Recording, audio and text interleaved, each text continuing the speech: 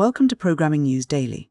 For July 17, 2026, we're looking at the shifting economics of the AI era, from massive EU regulatory decisions forcing data sharing to the reality of rising subscription costs for developers. We'll also look at a major infrastructure overhaul happening within the Rust ecosystem. We begin in Brussels, where the European Commission is moving to break the monopoly on search and AI. Under the Digital Markets Act, the Commission has issued two significant decisions aimed at Google's control over the Android ecosystem and its search data. The first part of this regulatory push focuses on mobile interoperability. Google is now required to allow third-party AI assistants to integrate deeply with Android. This isn't just about having a different app on your home screen. It includes the ability for these assistants to be voice-activated and to perform actions within other apps on a user's behalf. Google has pushed back against this, arguing that it creates a security loophole by granting external apps sensitive permissions without the manufacturer-level safeguards that usually protect a device. The second decision is perhaps even more consequential for the AI industry. Google must share its search data with competing search engines and AI developers to help them improve their own services. To address privacy concerns, the Commission has set strict rules for how this data is handled. It must be anonymized by suppressing rare identifiers like usernames or passwords, and users must be grouped into bundles of at least 1,000 people to prevent individual tracking. Furthermore, recipients of this data are prohibited from linking it to other datasets, must undergo independent audits, and must prove they have verified investment plans to actually improve search services. There is already significant friction surrounding these rules. Critics are concerned that relying on these contractual restrictions, rather than explicit user consent, might repeat past privacy failures. Meanwhile, Google has noted that there are concerns regarding AI companies using this data to train their models. If these regulations hold, search data sharing is set to begin in January 2027, with full AI interoperability following in July 2027. Given the stakes, legal challenges from Google are widely expected.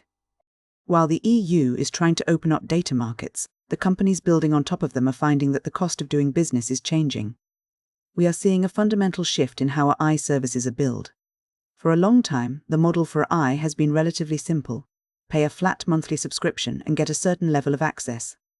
But as the infrastructure costs for these models soar, with Bain and Company estimating that AI data center build costs could reach $2 trillion by 2030, vendors are looking for new ways to cover their bills.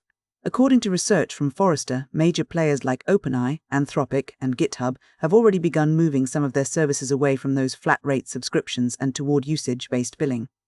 Microsoft has also introduced premium licensing that bundles Copilot with other tools. For developers and enterprise architects, this means the era of unlimited AI subscriptions is fading. Instead, organizations are facing unpredictable cloud and model costs that are much harder to forecast. This shift is making FinOps, the practice of managing cloud and data costs, a critical part of the development lifecycle. Forrester suggests that to keep these costs under control, teams will need to implement runtime controls, such as model routing, semantic caching, and strict usage guardrails. It is a massive shift in responsibility. As AI moves from predictable monthly fees to granular, per-token billing, the burden of cost management is shifting directly onto the developer and the enterprise. Finally, we look at a significant piece of maintenance work happening in the Rust ecosystem. Crates.io, the primary package registry for Rust, is undergoing a major infrastructure overhaul to improve both site performance and the developer experience.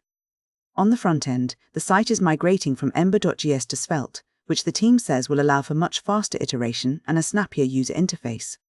This move is paired with a focus on accessibility, including updated heading hierarchies and new testing to ensure the site works well with screen readers.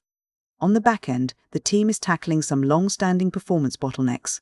Search performance on the site is now capped at the top 1,000 most downloaded crates to prevent massive, slow queries from dragging down the system.